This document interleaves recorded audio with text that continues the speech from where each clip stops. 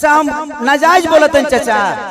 तो जब ये हमारे नेता अपना इलाज कराने के लिए एम्स में जाते हैं, हमारे नेता अपना इलाज कराने के लिए बॉम्बे जाते हैं, विदेश जाते हैं, तो ये बताइए जब ये अपने इलाज के लिए अस्पताल नहीं खुलवाए तो हमारे इलाज के लिए कहां से खुलवा पाएंगे। मेरी उम्र आज 28 से 30 वर्ष की हो गई। 30 वर्ष से हो सकता है 5 वर्ष बाद मुझे होश आ गया होगा। 25 वर्ष से तो ऐसा ही देख रहा हूं कि हमारा बिहार में बदलाव कुछ नहीं हुआ है। दारू बंद हुआ है तब वो मिलिए रहा है। इसमें दोष हम सरकार को नहीं देंगे, क्योंकि हमारे पास रोजी नहीं है। हम अपनी रोजी ढूंढते हैं, वो चाहे हमें नशा में मिले या बुराई करके मिले या किसी का मर्डर करके मिले। हमारे पास अगर रोजी होती, हमारे पास काम होता, हमारे पास किसी का विश्वास होता, तो शायद आज हम भी बेकार नहीं होते। किसी फैक्ट्री में अपने ही जिला में, अपने ही गृह जिला में, अपने ही घर में काम करते। तो जब इंसान बेकार होता है तो वो गलत काम करता है। तो गलत काम तभी होता है जब इंसान फुर्सत में होला।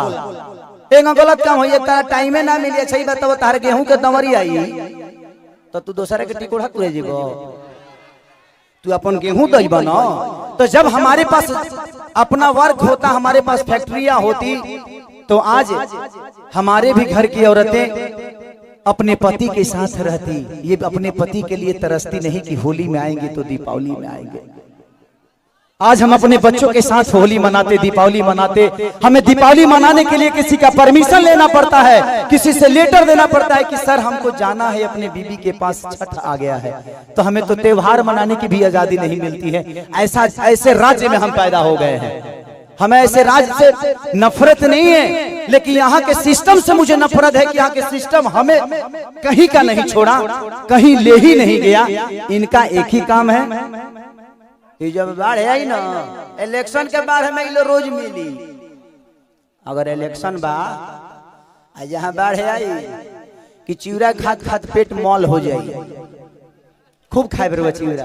लेकिन यही इलेक्शन बीतते ही एक भी आदमी, हाँ, जो आपके दर्दों को समझता है। मैं किसी राजनेता पे उंगली नहीं उठा रहा हूँ, मैं सिस्टम पे बात कर रहा हूँ। आज अगर यहाँ फिल्म सिटी बन जाए तो मुझे लगता है कि खेसारी लाल यादव यूपी में शूट करने जाते हैं, वहां पे कम से कम 60 से 70 लाख रुपया भैया प्रोड्यूसर और डायरेक्टर यूपी सरकार को दे के आता है। वहां कम से कम 300 लोगों को रोज रोजी मिलेला। रोज कलाकार रोजी पैदा होले, रोज कलाकार काम करेले। लेकिन बिहार सरकार के कोनो चिंता नहीं है। ये बताई खेसरिया चाहे जितना भी संपत्ति बनौले बा बॉम्बे में बनौले बा, अगर वह चीज बिहार में रही तो खेसरिया का सारा संपत्ति बिहार में रही ना, हम अपना परिवार के, अपना भाई लोगों के साथ रहते, तो हमके भी तकलीफ होला। हमके भी अच्छा ना लगे कि हम दूसरा शहर में जाके, दूसरा राज्य में जाके दुगो रोटी कमाता नहीं। हमके शर्म लागेला दूसरा के जगह काम करे में। लेकिन काम करी, जब हमारे खेत बंजर हो जाए तो घर हर तो दूसरे के खेत में नहीं चलावे के पड़ी हमके। और हमारा खेत बंजर, हम किसान हो के भी इस खेत को आबाद नहीं कर पा रहे हैं, तो गलती हमारी है। गलती हमारी ये है कि हम जब इलेक्शन आता है तो खाली 2 फ्रूटी पियला के बाद तो बटन दूसरा जगह चल जाता है।